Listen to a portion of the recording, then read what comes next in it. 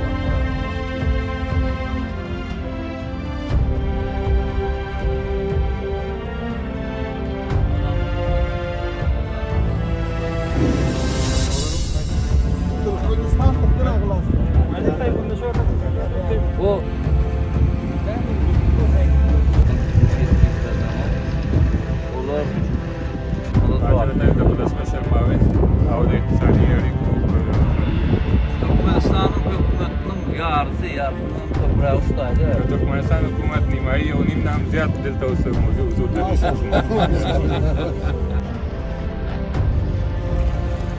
دا اوس هم نیمایي دي، نور هم راځي. عرفنا اكسكافاتور لما بلدوزر لما انغريز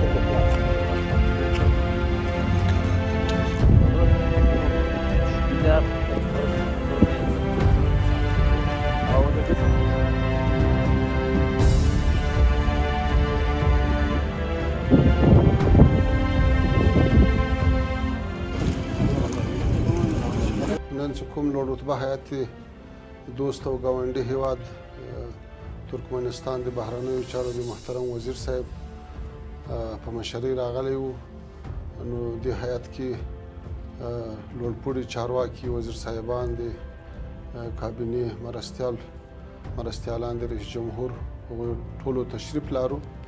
نو مهم او اساسي موضوعات دا و چې په تورغونډۍ کې د اورګاډي دپاره څنګه تاسیسات جوړ شي، د تخلیې دپاره د ګودامونه جوړ شي، په همدې باندې خبرې وشوې.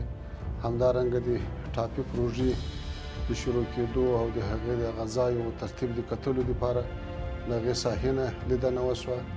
له دې نه علاوه به په نږدې راتلونکي کې په هرات کې د نورالجهاد سب سټیشن د افتتاح دپاره تصمیم نیول کېږي. همدارنګه د اورګاډي د خط آهن د غځولو دپاره هرات ته په دې متعلق باندې به تصمیم نیول کېږي.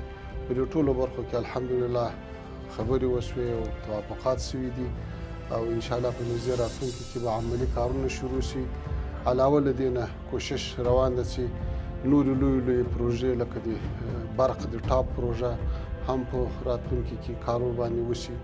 نو الحمدلله زموږ ولیدی اړیکې هم ښې دي او په اقتصادي برخه کې، په سیاسي برخه کې، په ټولو برخو کې، په امنیتي برخه کې ښه همکاري موجوده ده.